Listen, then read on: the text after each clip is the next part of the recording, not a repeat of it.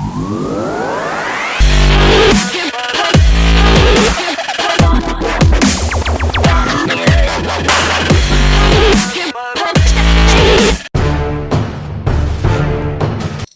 everyone, I'm your extraordinary girl, and today I'm going to show you how to make a perfect garlic rice. It's a traditional fried rice of Filipino. So if you want to know, watch that. So are you ready? So let me show you the ingredients. Let's chop our chives or onion spring like this. Onion like that. It's better to have a white onion since I don't have available in my. Let's try this red onion.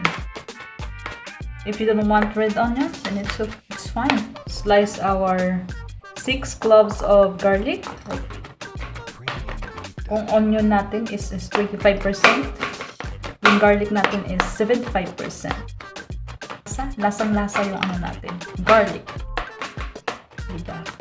Kasi nga, garlic rice eh. 6 cloves of garlic, half of onion. We have chives or spring onion, 1 tablespoon of soy sauce, and 25 grams of butter. Cooked rice, na-rest na natin yan ng ilang minutes.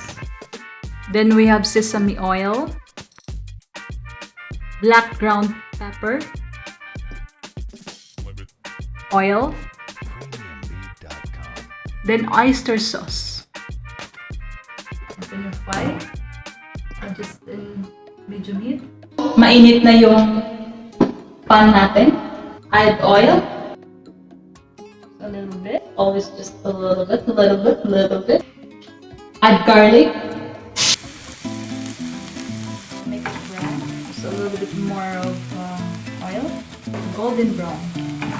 Making sure your garlic dapat maging brown siya. Kasi yun yung sikreto para mas masarap yung ating garlic rice. Then add our onion.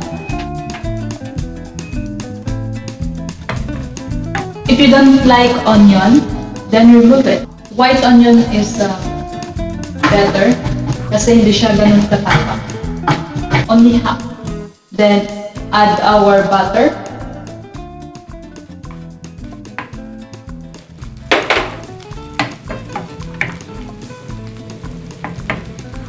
Add our rice.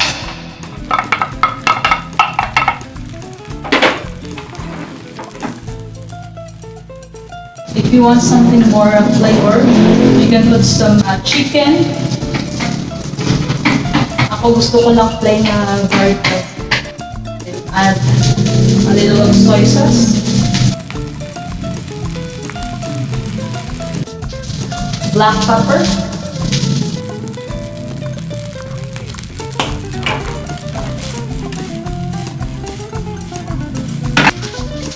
Oyster sauce.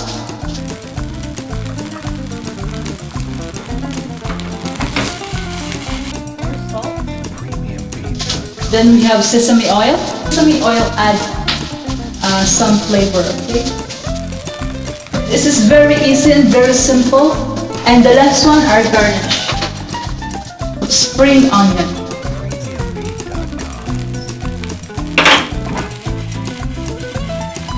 Very simple and easy.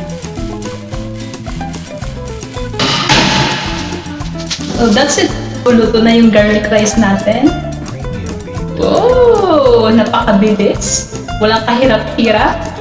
Hindi mo lang ako napawisan. So, naka-taping na. Look. Nilagan ko siya ng sili. Kasi medic ako sa mga hangin. So, let's try it. Sesame, the butter are perfect combination with this.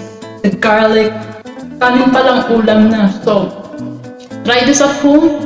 Napakasimple, konting ano lang, ingredients natin, mabubusog ka. So, hope you enjoy guys.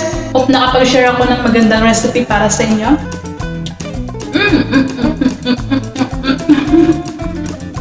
So, hanggang sa muli! Thank you for watching! Sa susunod na video, abangan niyo ako. Mas marami pa akong recipe na i-share sa inyo. Thank you for watching, guys.